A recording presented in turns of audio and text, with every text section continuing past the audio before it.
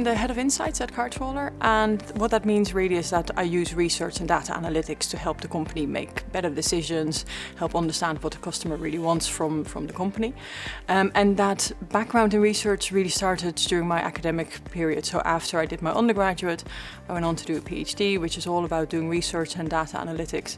And at the end of the PhD, I decided to start applying that in a commercial setting rather than an academic setting.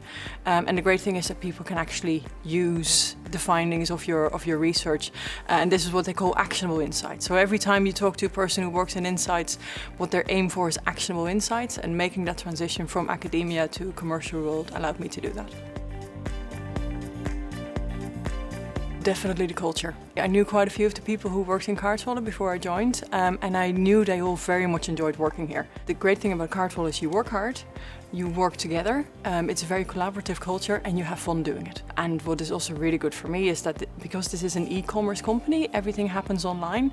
In my role, that means I have lots of data to work with, which makes it so much more exciting. I can do a similar job in a company that has a physical product, but then what am I going to research?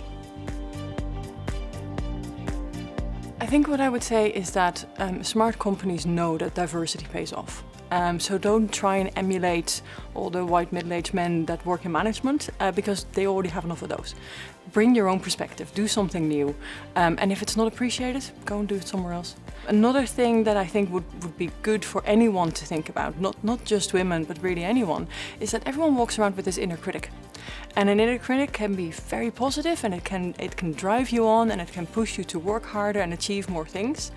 But if that inner critic is overdeveloped, it can be absolutely paralyzing. Companies reflect society. There's just aspects of society that aren't healthy, and there are companies that aren't healthy. But luckily, most companies aren't like that.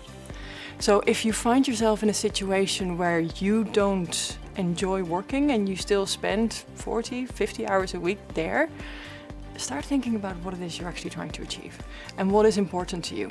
And if culture is important and the culture in that company is bad, leave. You're going to be working 40, 50 years, having 1 or 2 small entries on your CV is not going to make it or break it. It'll be fine. This won't be true for every woman, and not true for every man, but there seems to be this notion that boys are taught to be brave and girls are taught to be perfect. First of all, is it true for you? And second of all, is it good for you? And if it is, go for it. Keep doing it. But if you feel that it's holding you back, shake it off. You do not have to accept the context that you were brought up in. You can change the context. You can set your own rules.